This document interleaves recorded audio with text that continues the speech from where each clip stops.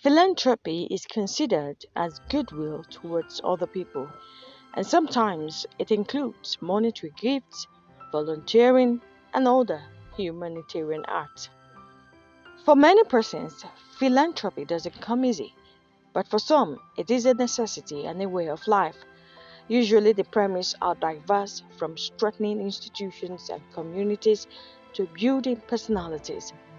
Over time, some have come to assume that anyone who plays the role of a philanthropy is seen as wealthy or advantaged. However, a school of thought argues that the concept of philanthropy is relatable to a leader, like just the one John Quincy Adams describes as saying, if your actions inspire others to dream more, learn more, do more, and become more, then you are a leader.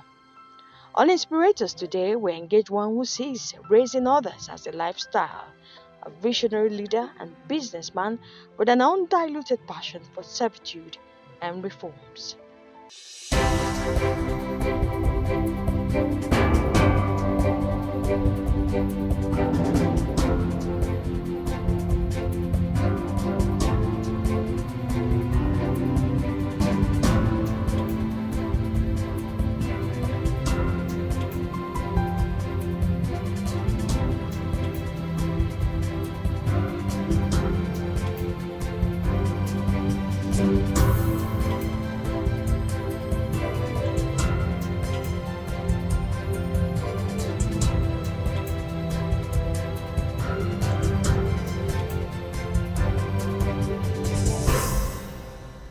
We've always heard that the true test of a man is how he rises anytime he falls. They say, fall 7 times, rise 7 times. Well, my guest today embodies these and much more. He is a politician, a public sector reformist, or advocate, as the case may be. He's also a philanthropist. He is Prince Clement Haastrup, a one-time deputy governor of Osun State. Welcome to Inspirators. Thank you. It's a pleasure to have you on the program. By the way, my name is Ngozi Chude. You can always find us here on Inspirators from NTA. Well, Prince Haastrup, once again, thank you for joining me on the program. You're welcome. Obviously, royalty runs in your blood, in your veins, and one would actually assume, unarguably, that you had things on a platter. Let me just say, maybe you had everything laid out like a bed of roses. No, it's not. It's not. It's not. All right, it's tell me your been story. very rough. But Tell me your story. Give me a perspective, a basic perspective of growing up. Growing up. Now, while I was growing up, my dad was a building contractor, but we were unfortunate. The two elders I had, in the family, they were not actually doing well in supporting him. Instead they actually more or less ruined that business, and we were more or less, struggling to pay school fees, struggling to do all that is needed in life. So as a result, when I was growing up, it was my resolve that, by the grace of God, God will use me to change the trend in the family. And truly He did. It's rough, like I said. And in between, who also molded my life is my uncle, Chief Bola Abimbola, of late memory. When I was in Howard University, the second year he came and saw that I was doing very well, A's mostly in my courses. So he decided he would sponsor me. Prince Clement Haastrup was born 19th September 1948 in Osun State. He attended Eko Boys High School between 1963 and 1967 and subsequently went to Federal School of Sciences between 1968 and 1969 for his A-levels. Thereafter, he proceeded to America where he backed his BSc in pharmacy at the Howard University, Washington, D.C. From studying pharmacy and coming back home, instead of going to the pharmaceutical line, you went into politics. Why politics? First, uh, while I was growing, I see a crack in our political system that will lead us to nowhere as a country. And, and I was in my latter days in high school when the Civil War broke out. And I knew the impact on some families, which I pray it doesn't happen again. And I now see that the only way is when all, yes, we are diverse as tribes, but we can use that as our strength. And much more so, we are highly populated, we are highly skilled. I believe all of us must first have a sense of belonging as a Nigerian, not as a Yoruba man or Hausa man or an Igbo man, but as a Nigerian. And the only way is when we have that sense of belonging. So I now see that the only way to it is, especially when you see around that time there is war in many African countries, and there is just because of one section, monopoly of power, and one section feeling, they are not having their fair share and so on. So I now believe it's only rotational presidency that can help this country and harness us as a unified country. So immediately fortunately, I started as a deputy governor.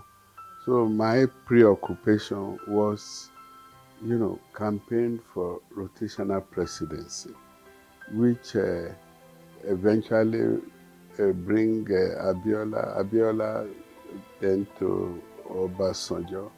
And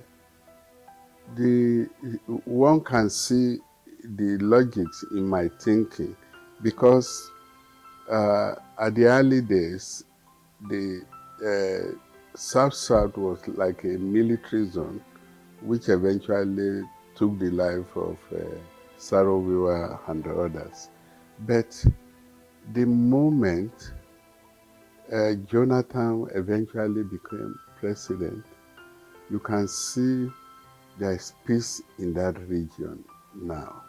When you were the deputy governor, what were the basic things? What were the immediate aspects of that administration that you contributed to as an individual? I was chairman tenders board, and what I did in contract awards, I made it easy for our contractors. We were mobilizing them because Osun State is a poor state. So ditto for the people in there. So, and I made sure that those contractors are paid on time. And when they want to offer me something, I said no. Even myself, at least I'm better off. His generosity knows no bounds, and this he demonstrates in different forms. But swiftly, within the twinkle of an eye, change became inevitable, and this was a turning point for him. Before going into politics, I had about 4 cars. Yes, I was coming to that. I gave out 3 from the beginning, leaving 1. But 1 year after, I could see that the car is just rotting away, So then I said, I want to give this to somebody else. My wife said no. I said, we are using official cars. Why should this just be lying fallow? So I just, and sometimes it's good to listen to your wife. I So like the sound of that. eh? I like the sound of that, what you just said. Yes. I said, I just overruled and gave it to somebody. But about a year later, the military terminated our tenure. And you can see I was ill prepared. What year was that actually? That's 1990. 1990, okay. You could see I was ill prepared. First, my business before office, I have to close it down. We were doing wholesale pharmaceutical, but they just ran it aground. I have to close it. So my salaries every month goes, to taking care of people, I could. And so there was nothing, there was no buffer for you, nothing to... Nothing. So when we were terminated abruptly, no car, nothing. So for almost 2 years, I was riding on downfall, and what I usually do. From a owner of 4 vehicles to a downfall rider. So what I do was I would wrap my agbada inside a nylon, and just wear a buba and trouser. And when I got down to my destination, I just find a small corner, put back my agbada and the cap, then I look like a former deputy governor. And, but things were so rough, for those 2 years until finally I got a contract. When I got this contract, what I did first was, from the mobilization, I bought 6 Okada vehicles for people around us. And my wife was saying, we've been suffering for almost 2 years. And the first money you got is to buy Okadas for people.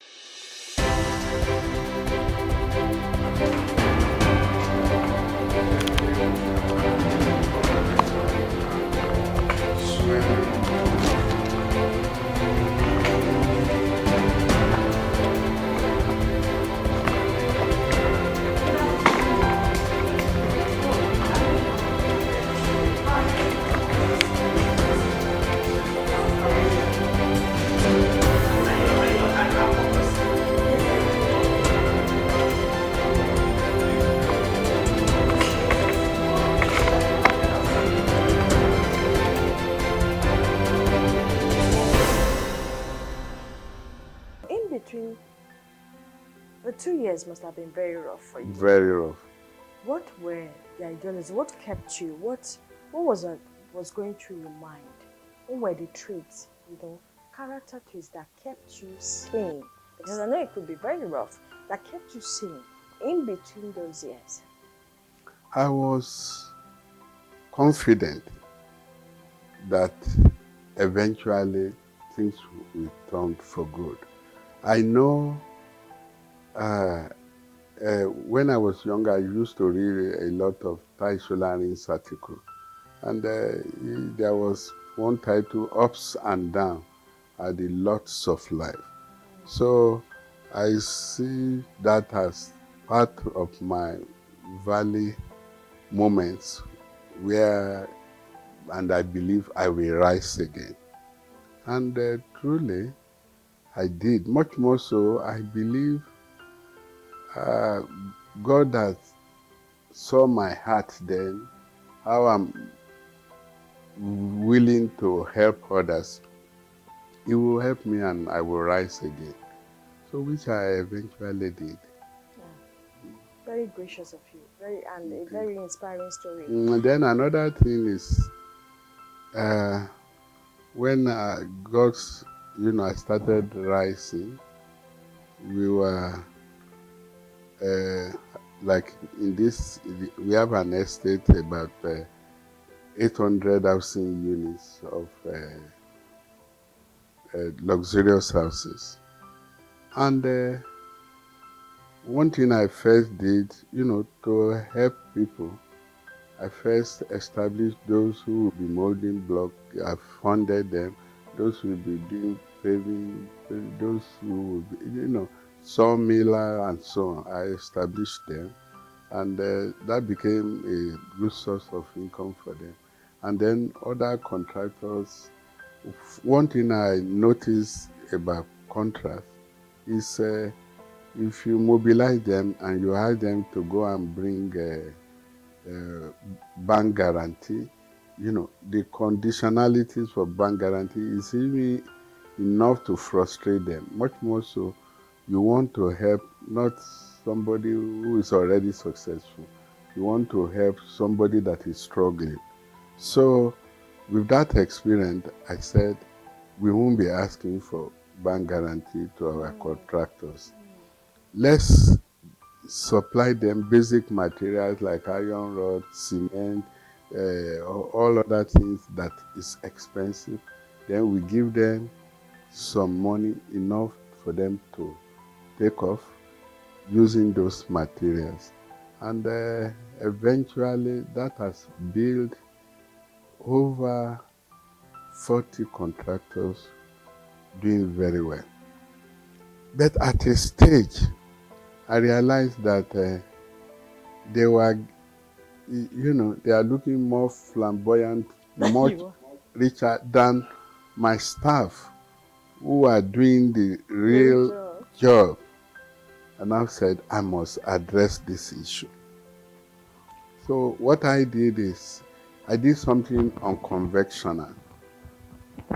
I asked them that, okay, they should be giving contracts as well. And each head of department, are giving contracts to build houses. And then the gain, they share it down the line. From our conversation, I can deduce that philanthropy is like second nature to you. How essential is it for human existence? It's very critical because I know if my uncle, Jibola Bimbola, has not helped me at the point of my need, I won't be where I am today. So I see the need to support people. Like when I was 15 years ago, I established my Clement Haastrup Foundation. And at least every year, we have about 350 students benefiting from the foundation. The students, do they cut across any of the states? In Osun. The federation or in Osun? Okay. Yes. Okay. Now tell me more about the foundation. We do mostly,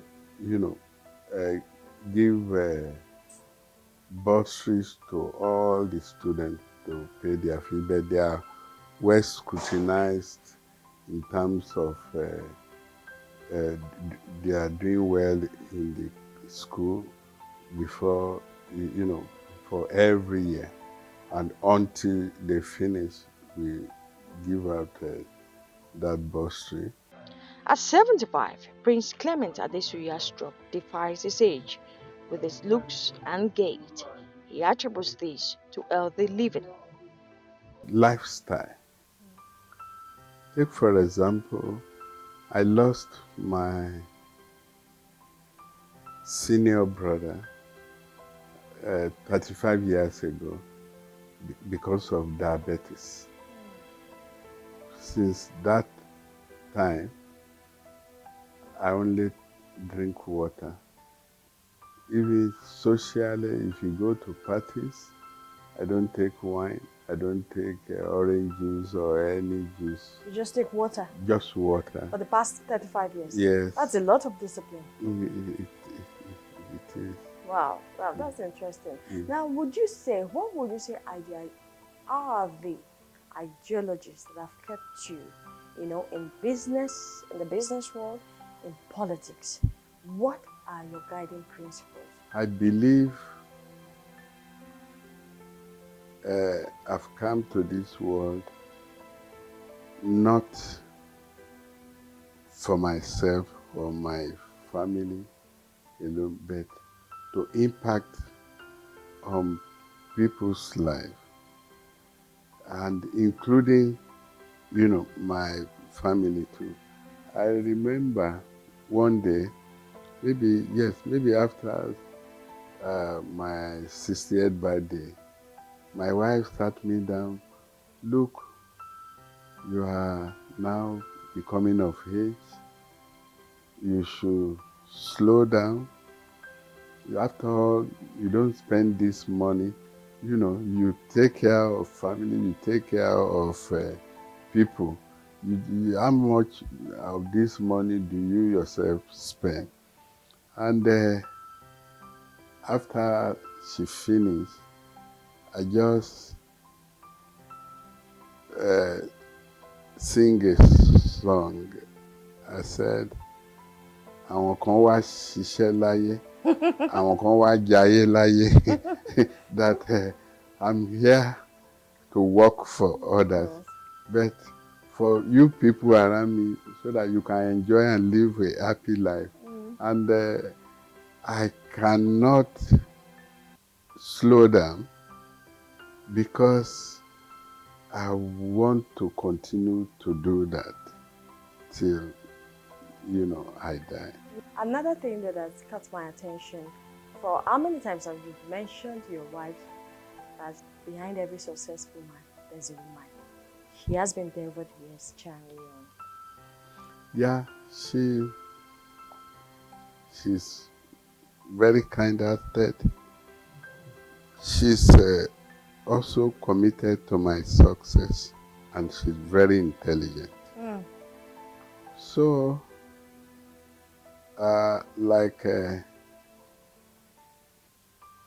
she was in NMPC. When we get what appears to be a turnaround for us now, which is the port concession, I said to myself, this lady is very hardworking, very thorough, very intelligent. Why can't I ask her to man this concession? I'm too kind, a man to do certain things. Like if you say, you come to me, say, your cargo has entered demurrage, and you give me one pathetic story and so on, I would like to give you, a general discount and other things that I know, I don't have the discipline to do. So I asked her to resign and come and take over. And people around me were saying, how can you give a woman such a powerful uh, position to handle your finances? I said, we have all been struggling together all these days, and I don't know of any man I will even hire that is more brilliant than her. And today, I have no regret because she manages the resources very well. Thank you very much, Prince Clement Haastrup. It's been wonderful talking with you. And of course, top on the list for me now is kindness. Live an impactful life and also show kindness wherever you find yourself. And also, major one, when you fall, rise up again. It's never the end of the world. Oh, yes. Thank you very much. And the program has been INSPIRATORS. Join me again next week for another edition of the program. Until then, God bless you. My name is Ngozi Jude.